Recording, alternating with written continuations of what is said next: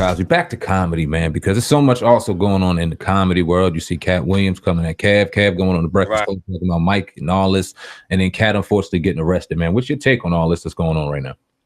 Well, they're kids.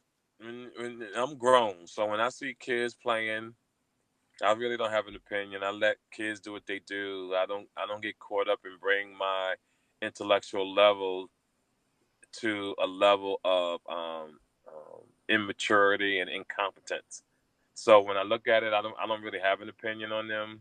I just watch them, and I really want all of them to understand that we all are a fraternity, and that we should all try to help each other get to the next level if we can, instead of just like in this world, people can take things the wrong way. Just like 4 years ago, I said Kevin Hart wasn't funny, but he was a nice guy, and people took just the part that he wasn't funny and all this kind of stuff. But I really like Kevin. Like, Kevin is my man, and it's just that the news took the thing a whole nother level. But comedy is a fraternity.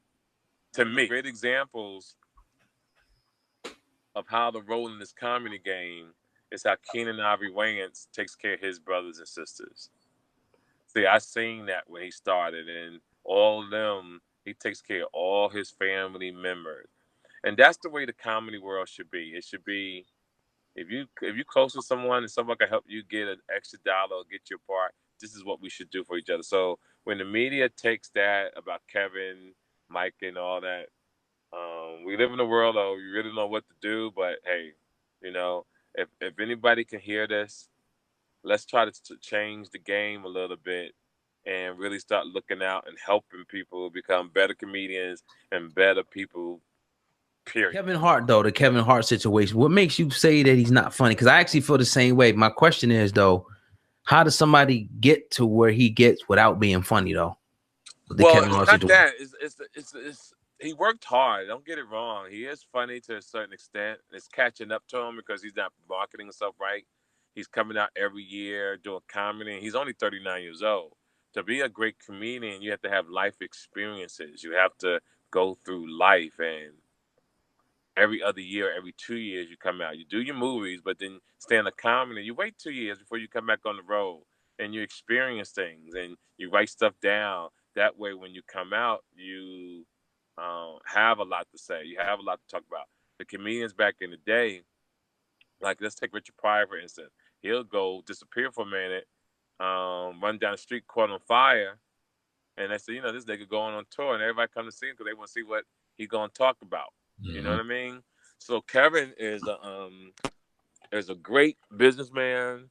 He may not be funny like consistently, but if he keeps working hard at it, when he starts getting in his 40s, 50s, yeah, it'll catch up and he'll be good. I want to ask you about the comedians and actors, putting on a dress, because we see a lot of people. To me, that right there is a no. You know what I'm saying? I can't respect you after a man puts on a dress for no amount of money. So what is your perspective on that? Because like a few years back, you seem like you're pretty, conscious individual. It was like a big, a lot of these videos that came out on the internet about, these rituals that people got to go through, and then wearing the dress and everything. What's your perspective on that whole thing? Well, a lot of actors, black actors, are not conscious of who they are as black men in society. When you're a black man, you got to know that you represent every street nigga, every black person you represent. That's like I would never do no shit like that, because I'm in the streets and I can see it now. If I put a skirt on and I'm at a comedy show one day, these niggas will have a field day on. Yeah. So it's wrong. It's wrong. It's just me. But everything is based on individual journey, what their journey is. Meaning, some guys don't give a fuck, yo. They're not conscious of who they are and who they represent. I am. So, to answer that more directly, fuck them. If that's what they want to do, fuck it. My personal opinion, I wouldn't do it. Right. At your comedy, doing your routines, is there anything that's off limits for you to talk about?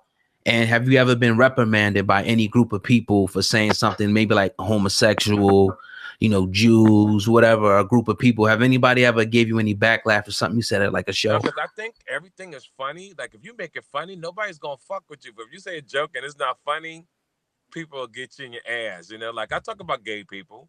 You know, I talk about gay people. Like when I was coming up, gay people, I said I'm not against gay people. You know, I kind of like it. My brother was gay, but gay people back in the day came out at 12:05 in the morning and was back in the house at 6:30 in the morning. These motherfuckers walking amongst us now. You know, they wearing dresses, they wearing pumps, and you can't really say nothing to these niggas no more because these niggas bigger than me. They're bigger than you. Y'all can pump these motherfuckers like, nigga, what the fuck? And they run down the street. Oh my God. They're gonna get us. Yeah. Not now, nigga. These niggas will beat your motherfucking ass. You know, so we have let the shift of the culture change. And all I want to do is bring back, before I leave this earth, that real niggas exist. Real men are out here, can do entertainment, can do comedy, can be a businessman. A nigga, you know, that's what I want to be known for. A nigga tatted up. Had a lot of money, he didn't know it. He stayed low key, wore the hat to the side. The nigga smelled good. He tried to help people. Bitches loved him. He got a lot of pussy over in Italy, around the world. That's what I want to be known for, dog. I want to be known that nigga was smooth. Yeah. T to the motherfucker. That nigga had. I want to be known. I always had a bad bitch breathing on me. That's the kind of nigga. That nigga always kept a bad bitch breathing on him. That's me. That's funny as hell, man. You talk about real dudes, my bad. Being talking about Katt Williams. Now he's recognized, I guess, in the streets, you would say, in the social media community or whatever, as being a real dude, the real comic. You know what I mean? Talk about Katt Williams a little bit and the trouble that he's going through.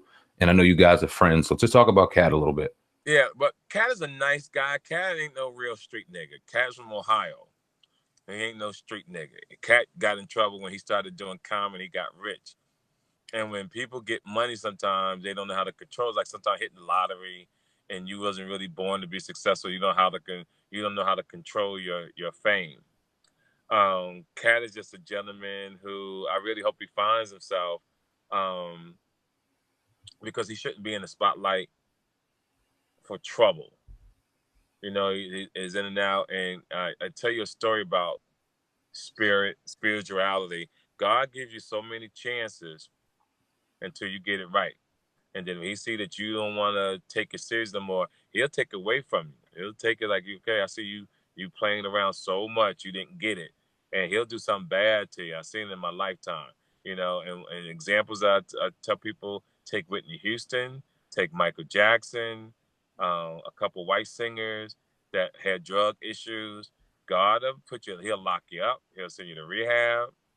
But if you don't get it together, he'll take you from this place called Earth and take that talent and place it somewhere else.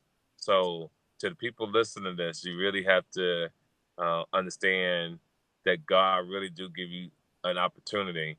And I just hope that one day, because Katt will die, and then all of a sudden people are going to say, oh, he should have asked for help. I could have helped him and all this kind of shit. But nobody thinks like that.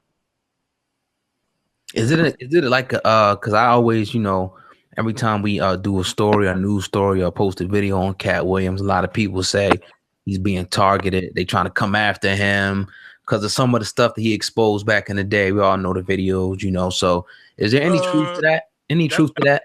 That's elementary thinking. Ain't nobody targeting that nigga. I get tired of hearing that shit. Ain't nobody targeting that nigga.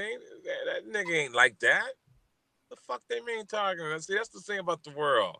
Ain't nobody targeting no motherfucking Katt Williams. He ain't no mafioso. He ain't no nigga that could change the world. He's just a comedian doing his thing. He got blessed. And hey, I hope he continues making money because he's a talented comedian. It's just that he got to stop the nonsense that could fuck up his life and send him to an early grave or a long-term jail sentence. Right. What do you think about a few months ago the Monique and Netflix situation came out, you know, about her, you know, speaking about that she thought that they should give her, you know, what she was worth. I think they offered her something, but it wasn't what she wanted. What do you think about that whole situation? I think it's great. That's what she wanted. She felt that was wrong. Every man and woman, nobody should be able to tell another motherfucker what kind of money they should be getting. No man or woman. If you feel like a nigga should give you $8 million, nigga, go get that motherfucker $8 million. But if somebody offered you 500,000, you know, if you say no, you say no. But you don't go to social media and tell your business, because you know what? In social media, nobody gives a fuck. Mm-hmm. Period. Nobody cares. Oh, bitch, you tripping about 500,000? I'm out here making $9 an hour. Bitch, kiss my motherfucking ass. So we have a problem of going to social media to tell our business, and don't nobody give a fuck.